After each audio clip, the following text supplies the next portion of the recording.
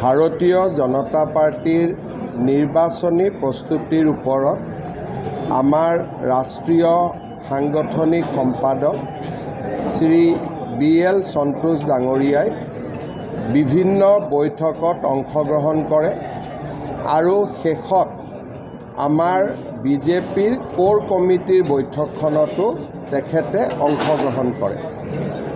এই বৈঠকত নিৰ্বাচনী প্ৰস্তুতিৰ পৰা আৰম্ভ কৰি আমি কি ধৰণে জনসাধাৰণৰ মাজলৈ যাম সেই সম্পৰ্কে আলোচনা কৰাকে ধৰি আমি বিভিন্ন বিষয় সাম্প্ৰতিক আমাৰ সন্মুখত যিবিলাক চৰকাৰী আঁচনি আছে, সমস্যা আছে বা বিভিন্ন নিৰ্বাচনী আমাৰ কৰিবলগীয়া কাম আছে, এই গোটেইবিলাকৰ সম্পৰ্কত আমি পুংখানুপুংখভাৱে আলোচনা কৰোঁ আৰু এই আলোচনা যথেষ্ট ফলপ্ৰসূ আছিলে। মই ভাবোঁ যে এই আলোচনাত হোৱা সিদ্ধান্তসমূহ আমি ৰূপায়ণ কৰিবলৈ আগবাঢ়ি গ'লে আমাৰ অহা দিনবিলাকত আমি সাংগঠনিকভাৱে বহুত বেছি শক্তিশালী হ'ব পাৰিম।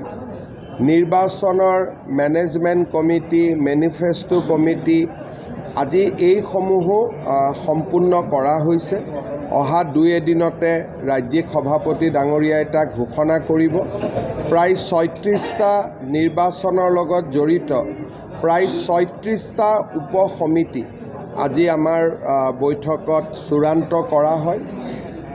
অলপ এলায়েন্সো আমি কেনেকৈ কৰিব লাগিব তাৰ বিষয়েও আমি আলোচনা কৰোঁ। মূলতঃ এক প্ৰকাৰ আমাৰ নিৰ্বাচনী প্ৰস্তুতি আজিৰে পৰা আৰম্ভ হ'ল আৰু অহা 2 দিনতে উপসমিতিবিলাক গঠন কৰি দিয়াৰ পিছত মেনিফেষ্টো হওক, ভিজন ডকুমেণ্ট হওক, নিৰ্বাচন উপলক্ষে দলে কি সাংগঠনিক কাম কৰিব অহা 100টা দিনত, এই গোটেই কথাবিলাকে লাহে লাহে এটা চেপত যাব আৰম্ভ কৰিব।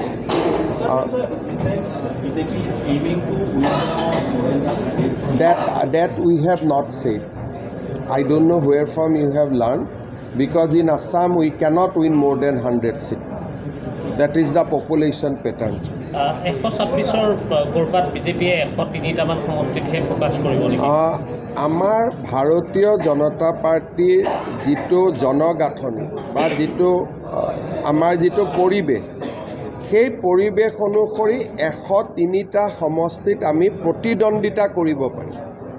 তাৰ মিনিং এইটো নহয় যে বাকীকেইটাত আমি প্ৰতিদ্বন্দ্বিতা নকৰোঁ, কিন্তু বাকীকেইটাত প্ৰতিদ্বন্দ্বিতাটো টোকেন হ'ব। বিজেপি বা আমাৰ এলায়েন্সত যিসকল আছে, আমাৰ জনগাঁথনিৰ ভিত্তিত আমি 103টা সমষ্টিতে যাব পাৰোঁ। তাৰ মানে নহয় যে আমি 103টাতে জিকিম, কিন্তু আমাৰ কাভাৰেজ বা আমাৰ ফুটপ্ৰিণ্ট 103টা সমষ্টিত থাকিব। বাকী এতিয়া জনিয়া, বাঘবৰ, ধুবুৰী, আমি পকা বেতবাৰী, দলগাঁও উঠাত আমাৰ আপত্তি নাই, কিন্তু সেইকেইটা চিটত আমি জিকিম বুলি ডেফিনেটলি নুঠোঁ। আৰু 103টাত উঠিম মানে 103টাতেতো আমি ডেফিনেটলি জিকিব নোৱাৰোঁ। সেইকাৰণে আমি আমাৰ লিমিটেশ্যন, সীমাবদ্ধতা, কিমান দূৰ আমি যাব পাৰোঁ তাৰ সম্যক ধাৰণা আমাৰ আছে। সেইকাৰণে আমি বহুত বেছি ডাঙৰ দাবীও নকৰোঁ। আমি জানো যে কিমান দূৰলৈকে আমি যাব পাৰিম আৰু সিমান দূৰলৈকে আমি যাম।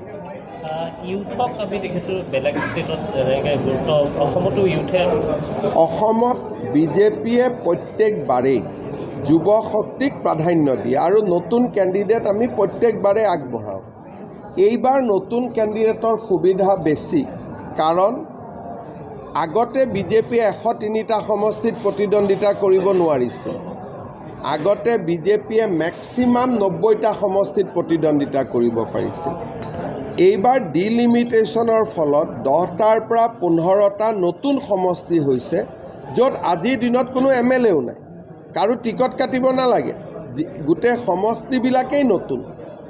ধৰক ডিব্ৰুগড়, তিনিচুকীয়াতে মাকুম এটা নতুন সমষ্টি হৈছে, আমাৰ ধেমাজিত চিচিৰ বৰগাঁও এটা নতুন সমষ্টি হৈছে, লখিমপুৰত আমাৰ ৰঙানদী এটা নতুন সমষ্টি হৈছে, আমাৰ কাৰ্বি আংলঙত আমৰি এটা নতুন সমষ্টি হৈছে। গতিকে অৰ্গেনিকেলি কাকো কষ্ট নিদিয়াকৈও আমি যুৱক আৰু মহিলাক আমি আগবঢ়াই লৈ যাব পাৰিম। সংখ্যালঘুৰ ভোটটো কি হ'ব? সংখ্যালঘু ভোটটোতো বিজেপি অসমীয়া সংখ্যালঘুৰ ভোটটোতো পাব, মিয়া মুছলমানৰ ভোটটো আমি ক'ত পাম? আমিতো নাপাওঁ আগে পিছে। গতিকে যদি দিলে যদি ভাল, কিন্তু সেই ভোটখিনিক লৈ পেলাই আৰু আমি আশা নকৰোঁ। কিন্তু অসমীয়া মুছলিম মানুহৰ ভোট আমি আগতেও পাওঁ, এইবাৰো পাম আৰু ভাল ভোট পাম। ইভেন মোৰ সমষ্টিতে মই 30,000লৈকে ভোট পাওঁ অসমীয়া মুছলমান মানুহ। গতিকে সেইটো ভোট আমি ভাল পাম। So the over this special division, so what's the Congress seat or the Congress leader has made the statement and they can. This is between the Election Commission and Congress Party. We have nothing to comment. We don't want to join issue there with the Congress Party. Election Commission has issued guidelines.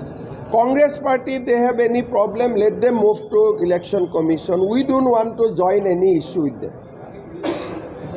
What they have apprehension.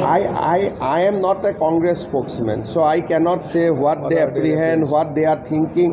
Let them give memorandum to Election Commission of India. That is not our lookout.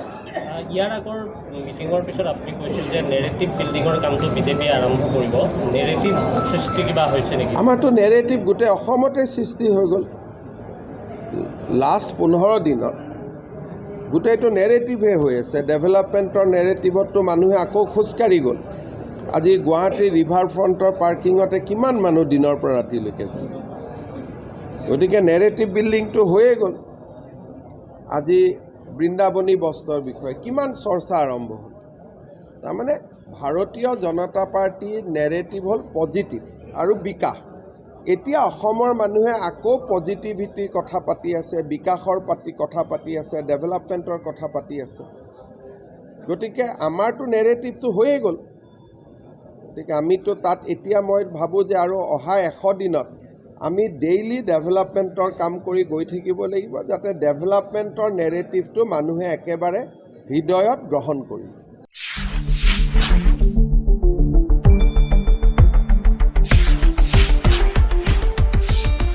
শুদ্ধ আৰু বিস্তৃত বাতৰিৰ বাবে চাই থাকক news desk report.